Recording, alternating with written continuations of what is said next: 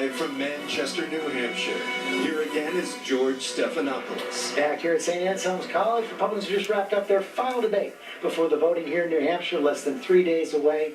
Right now, of course, Democrats on the ballot here as well. Bernie Sanders and Hillary Clinton. Cecilia Vega covers those campaigns. What are you hearing from those campaigns about what they saw tonight? Well, George, privately, there were a number of Democrats who were concerned about a possible Marco Rubio surge after his performance tonight. I can tell you there are some Democrats who are breathing a big sigh of relief. DNC Chairwoman Debbie Wasserman Schultz sent out a tweet earlier tonight saying Marco Rubio, hashtag not ready for prime time. Hillary's team is firing back on issues like immigration and health care. These are things that are going to be a big fight in a general election if, in fact, she makes it there. I have to tell you, George, the one thing I was struck by tonight seeing this stage is the how few times Hillary Clinton's name actually came up compared to past debates. You're absolutely right about that. See, I was struck by that as well down in Brazil here as well. It is true that most Democrats think that Marco Rubio would be the toughest candidate to beat. Pretty early to count him out, though. Look, Marco Rubio did not come prepared tonight to make closing arguments at a time when there's still a lot of undecided voters.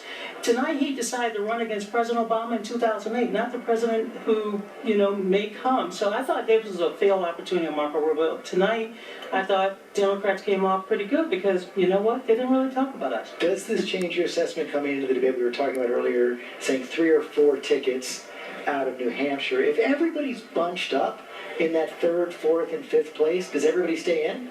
Well, I think it's interesting to me. I think what happens now is this race was Donald Trump had a double-digit lead, and there was basically 4 people jumped up around 2nd place.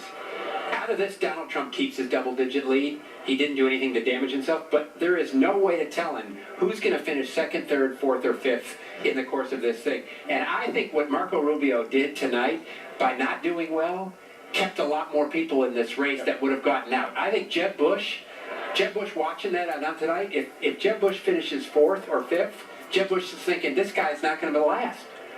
And meanwhile, Jeb Bush has his brother, former President George W. Bush, going to campaign for him in South Carolina next week. And of course, he had his mother here. But I think Chris Christie, in many ways, was the dominant player in this debate. The question is, did he do more than take out Marco Rubio?